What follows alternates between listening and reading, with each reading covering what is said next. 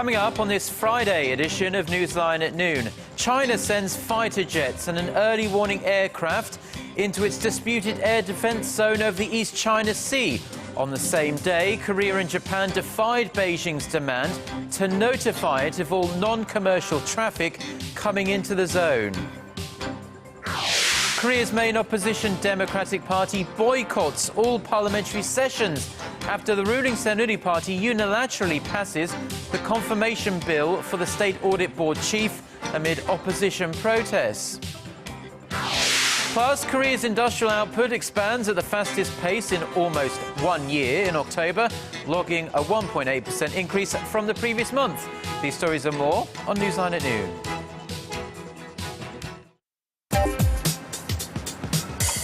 Where's the best place for bibimbap? Les Jeux Olympiques d'hiver se dérouleront-ils à Pyeongchang? هل أنتم حقاً سابع أكبر مصدر في العالم؟ この歌手は誰ですか？你好，最近哪部电视剧的人气最旺？ Korea is attracting interest from around the world.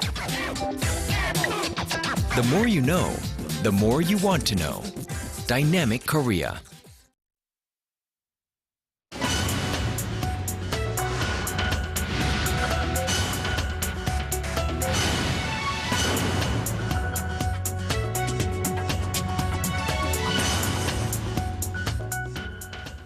Good to have you with us. You're watching Newsline at noon on Friday, November 29th. Live from Seoul, I'm Kim Hyun-ji.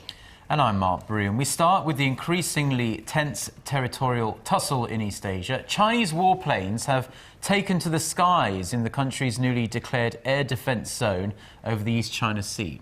The provocative military move intensifies already high tensions with Korea, Japan, and the United States. Kim Hyun-bin reports. China sent warplanes into disputed airspace over the East China Sea on Thursday, shortly after South Korean and Japanese military aircraft flew through the area. China's Air Force spokesman was quoted in Chinese state media as saying that several fighter jets and an early warning aircraft were sent on normal air patrols in the zone. Beijing's move came just a few days after the U.S. flew 2 B-52 bombers over the zone, and a matter of hours after South Korea and Japan followed Washington's footsteps.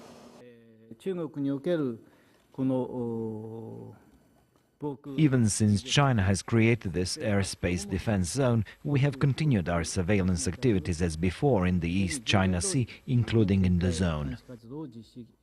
China on Thursday reiterated its stance on the legitimacy of their new air defense zone. We have clarified our position on the issue of the air defense identification zone in the East China Sea again and again. Japan and the United States should not make irresponsible remarks because they make no sense. We also ask them to reflect on themselves, correct their errors, and stop making irresponsible accusations against China. The U.S. does not take sides on the sovereignty of the East China Sea islands, known as the Senkaku in Japan, and the Diaoyu in China, but recognizes Japan has administrative control. This latest airspace dispute has many concerned that it could escalate into an unexpected military conflict. Amid the tensions, the U.S. and Japan on Wednesday started their annual joint naval training exercise near the disputed islands. Kim Hyun-bin, Arirang News. Korea-China relations, which were considered good following successful summit talks in June, are deteriorating fast after Beijing's declaration of its new air zone.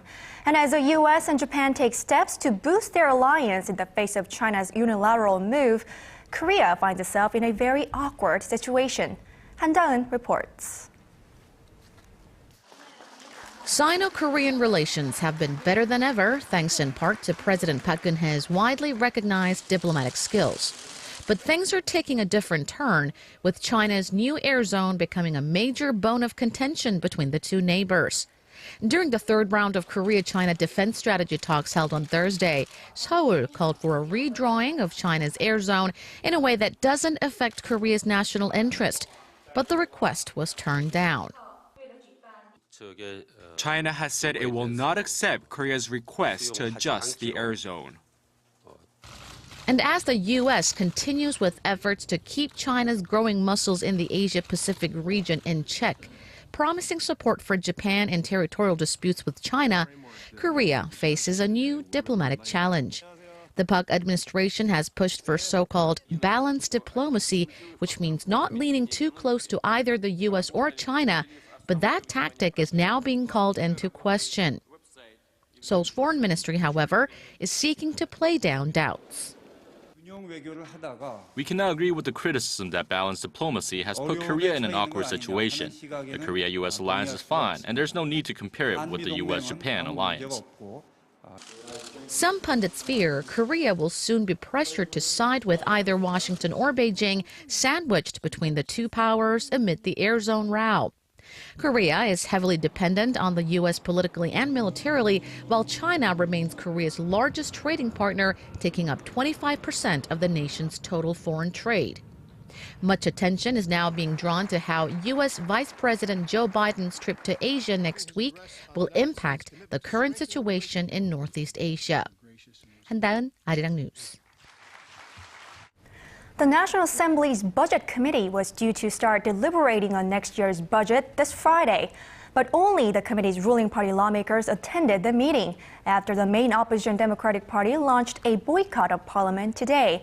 Kim Young-gil has the details. The main opposition Democratic Party has launched an indefinite boycott of Parliament, which on Friday kept party lawmakers from participating in a committee review of next year's budget. The boycott comes in the midst of the latest tangle in the ongoing tug-of-war between the rival parties. On Thursday, ruling party lawmakers unilaterally passed a bill to confirm the chair of the State Audit Board, Hwang Chan-hyun, of the objections of the Democratic Party. Instead, they tried to filibuster the bill to stop the ruling party from pushing ahead with Hwang's confirmation. But the National Assembly Speaker rejected the action, saying that a filibuster cannot be used for confirmation bills. The party decided at a meeting of all its lawmakers on Friday to file a request to suspend Hwang's nomination and pledge to adopt a resolution to ask for the resignation of the National Assembly Speaker. If the National Assembly fails to pass the budget bill by the end of the year, the government will have to put together a provisional budget. That could spell trouble for Asia's fourth largest economy, as experts say that a provisional budget could severely hurt Korea's spending capacity. Lawmakers did, however, pass the audit of the 2012 budget at the plenary session on Thursday, a task that should have been wrapped up by the end of August, but which was delayed by bipartisan wrangling. Kim Young-gil, Arirang News.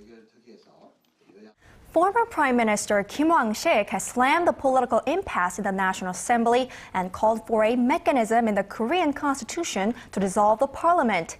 Speaking to ruling Saenuri Party lawmakers on Thursday, Kim said the current power structure should be reformed and the constitution revised.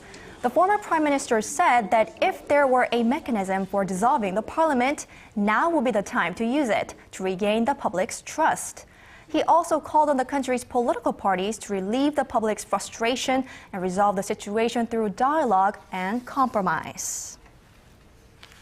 President Park Geun-hye took aim at the National Assembly Thursday and warned that Korea may face an economic setback if it does not pass next year's budget bill in time.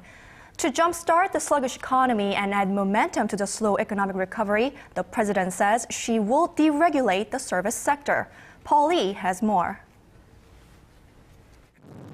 A recent report by the Korea Development Institute says that Korea's economy is still slowly recovering from the global financial crisis in 2007. The KDI pointed to the nation's sluggish service industry as one of the reasons for the slow economic growth. During a recent meeting at the National Economic Advisory Council, President Park Geun-hye discussed ways to promote development in the country's wide range of service sectors. Her development plan tightly focused on deregulation in order to jumpstart the economy. In order to attract greater foreign investment, President Park laid out plans to create free economic zones for international hospitals and to relax regulations for the number of hospital beds for foreign patients. She also encouraged local health organizations to expand overseas. The next pillar of her development plan focused on Korea's strength in education. President Park's plan is to help deregulate international schools in regards to their profits, as well as boost cooperation between local and international universities. Lastly, she laid out plans to streamline the nation's social services, including improved integration of employment and welfare agencies. The president emphasized that local firms will need to take the next step to break into the global market to succeed. 서비스 산업의 발전을 위해서는 좁은 국내 시장만 볼 것이 아니라 넓은 세계 시장을 목표로 서비스 산업도 과감한 혁신과 실용적인 접근을 하는 것이 필요할 것입니다. President Park also said it was important to keep Korea's economic recovery alive with government spending. Spending measures that will be suspended unless Parliament passes the 2014 budget bill, which she says will deal a blow to the economy and people's livelihoods. Paul Yi, Arirang News. And President Park has called on the nation's leading researchers to support small and mid-sized companies with the technologies they need to help them become the hub for the so-called creative economy. Speaking at a ceremony commemorating the 40th anniversary of the Daedok Research and Development Special Zone in Daejeon, the president said she believes Korea can survive the effects of the global economic slowdown and high unemployment through science, technology and innovation, just as it did in the past.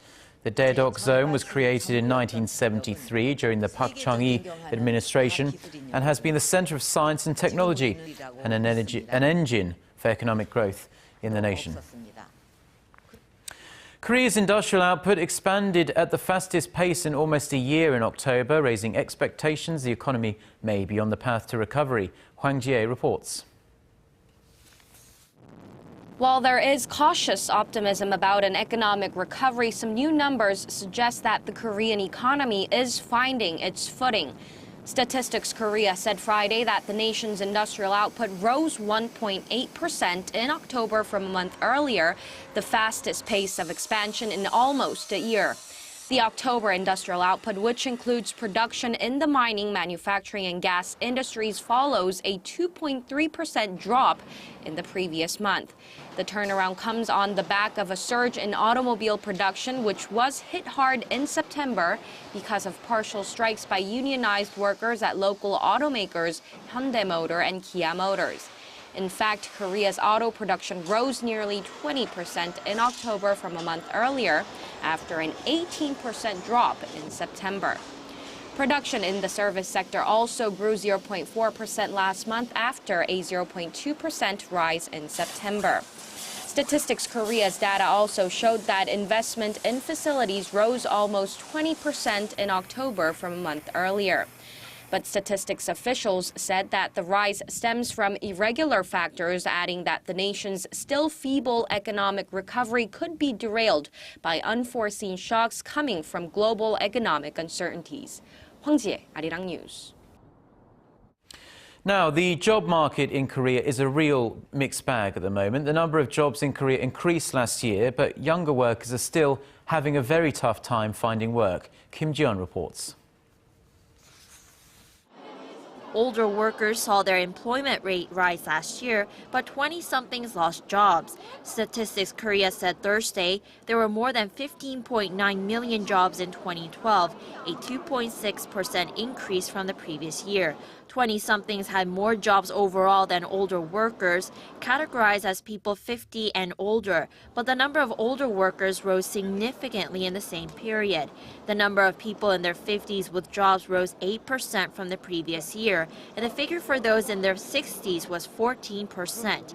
In contrast, 20-somethings lost around 80,000 jobs in 2012, a 2.6% drop from the previous year.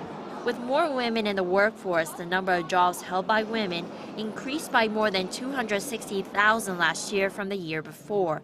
But that was still significantly less than men. Women held around 38% of all jobs in 2012, almost half that of Korean men with 62% of the total.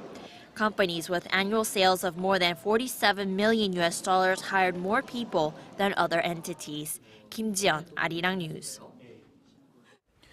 Going on vacation inevitably involves cutting loose and spending some extra money, and it appears as though Koreans are putting more of their holiday treats on their credit cards.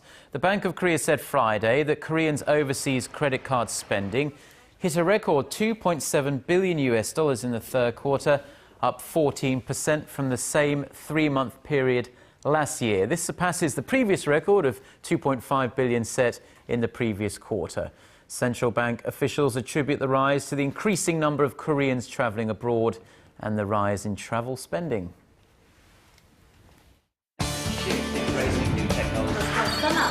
For your fill of Korean and international news. Join Chae Yu-sun and Mark Broom every weekday at lunchtime. NEWSLINE at noon. Plenary session this Wednesday and vote on the government restructuring bills. Syria's chemical weapons are set to be destroyed on a U.S. Navy ship in the Mediterranean Sea because no country has shown a willingness to do it. Industry sources told the BBC Thursday that the plan will see a mobile destruction unit placed on board the ship. The sources say a process called hydrolysis would be used to neutralize a chemical material, making it unusable as weapons. The international watchdog overseeing the removal of chemical weapons from Syria has set December 31st as its deadline to have all the toxic substances out of the country.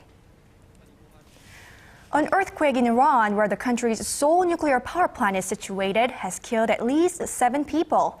Iran's state news agency says the Bushehr nuclear power plant was not damaged in the 5.6 magnitude quake. Officials say 45 people were injured in the quake and that relief teams have been sent to the affected towns and villages. Iran sits on major geological fault lines and has suffered several big earthquakes in recent years. The UN nuclear agency says activity at North Korea's main nuclear complex indicates an effort to restart a reactor that could provide it with weapons-grade plutonium. International Atomic Energy Agency head Yukiya Amano said Thursday that activities have been observed through satellite imagery that are consistent with an effort to restart the reactor. However, he noted that without access to the sites, it is difficult to conclusively determine whether the reactor has been restarted. North Korea's Yongbyon complex was shut down in July 2007, and Pyongyang began disabling key plants there in 2008 as a confidence-building step in the now-stalled six-party denuclearization talks with South Korea, China, the United States, Japan, and Russia. A recent UN report notes chronic malnutrition remains a serious problem in North Korea despite continual improvement in agricultural production. According to a joint statement by the UN Food and Agriculture Organization, about 85% of North Korean households are estimated to have poor food consumption, although this year's harvest saw about a 5% increase in its overall production. The UN agency adds North Korea needs to be especially focused on children's nutrition by improving the diversity and quality of food provided at children's institutions. Embattled Thai Prime Minister Yingluck Shinawatra has urged anti-government protesters to end their demonstrations after surviving a no-confidence vote in Parliament. Anti-government protesters, who are led by a former opposition party lawmaker, rallied through Bangkok Thursday, urging the police to join them in toppling Yingluck and her exiled brother and former Prime Minister Thaksin Shinawatra. Yingluck called on the protesters to clear the streets and handle matters diplomatically through talks.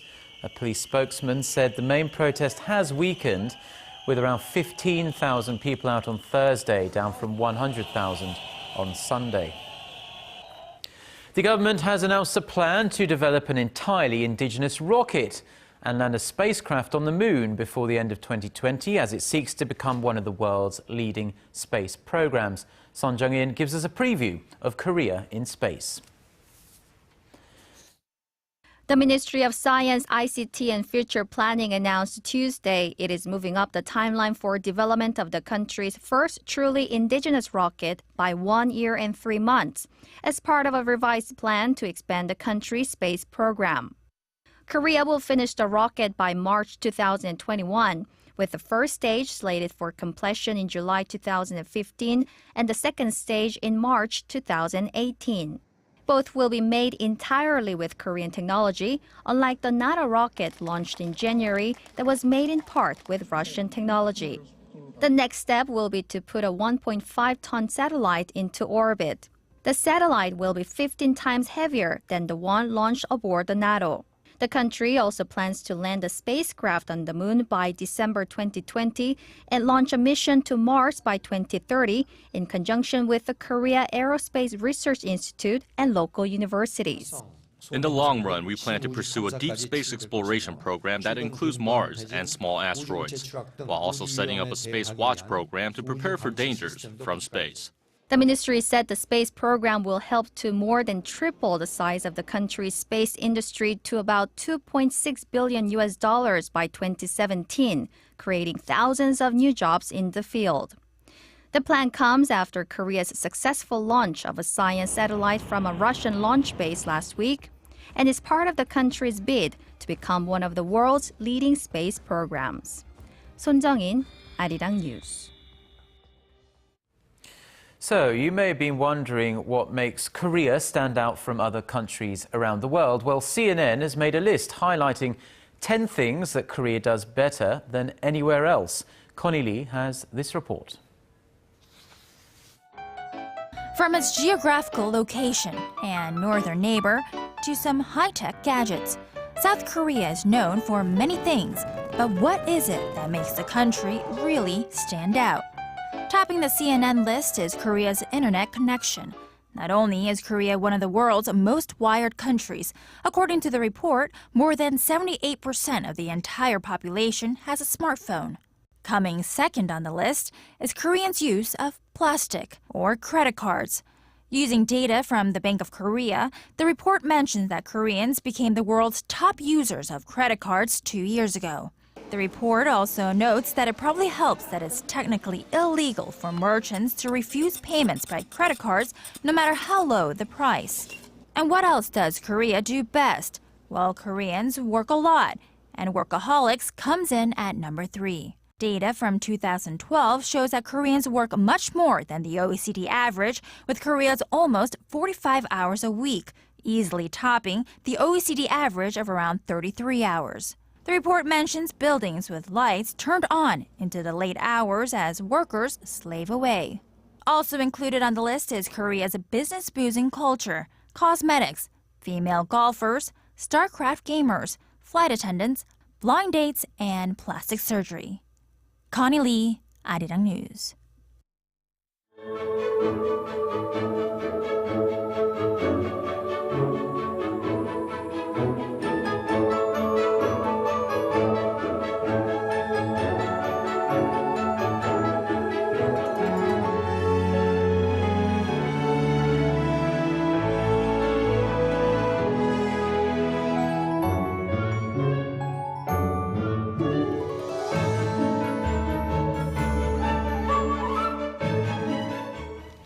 And now let's get an update on the forecast with our Lee Ji-hyun, who's standing by at the Weather Center. Good afternoon, Ji-hyun. Well, happy Friday, Mark and Yeonji. What a freezing cold week we had. Well, I hope neither of you caught cold.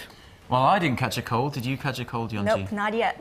No, so hopefully we'll be okay. But I've heard that temperatures will start to rise again starting today. That's right. And I don't know about you guys, but I've been wanting to open up the windows in my house to let some fresh air in, but it's just been too cold to do so. But that won't be the case this afternoon, though, because temperatures are rising and it should feel about 3 to 4 degrees higher today. And down south, the lingering snow in Jeollado and on Jeju has completely let up, and the clouds are gradually giving way to the sun. But here in the Seoul metro area, we have been enjoying lots of sun since this morning. So we had a cold start to the week, but temperature should get back to the seasonal averages starting tomorrow, and the top temperature in Seoul will jump to 9 degrees Celsius with a good amount of sunshine. And the pleasant weather will persist throughout the weekend, with temperatures hovering at 10 degrees Celsius in the central region and getting up into double digits down south. With that in mind, here are the readings for today. The high in Seoul will be a mild 4 degrees Celsius. Daegu and Gwangju will get up to 7, and Busan will see a high of 9. Now let's see how other regions are looking. Jeju will make it up to 9 in the afternoon. Daejeon and Dokdo will get up to 5 and 3 respectively, and the chilly -6 will be the highest temperature on Mount Kumgang today. Now that's all for Korea, and here's the global forecast for viewers around the world.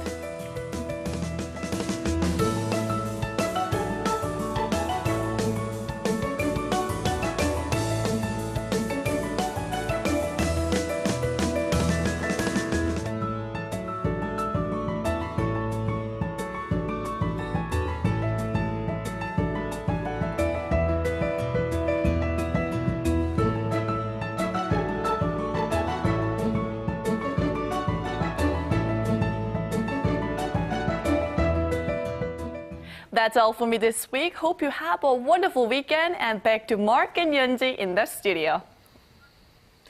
Thank you very much, Jion, for the weather there. I'm very glad to hear that it's going to be slightly warmer this weekend. Very nice. And that wraps up this Friday edition of Newsline at Noon. Join us again next Monday. We'll bring you stories making headlines in Korea and around the world. That's right. Stay tuned to Arirang for more of the day's latest throughout the day. Hope you have a wonderful weekend.